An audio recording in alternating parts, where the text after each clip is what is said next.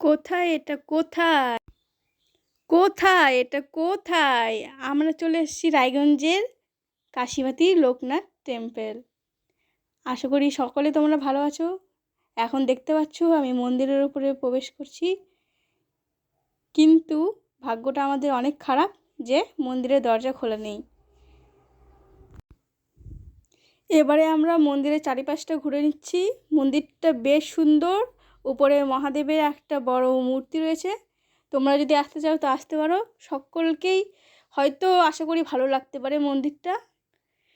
এবারে আমরা বাড়ি যাচ্ছি, টাটা, বাই বাই। দেখা হচ্ছে পরের ভিডিওতে। ততক্ষণের জন্য সুস্থ থেকো।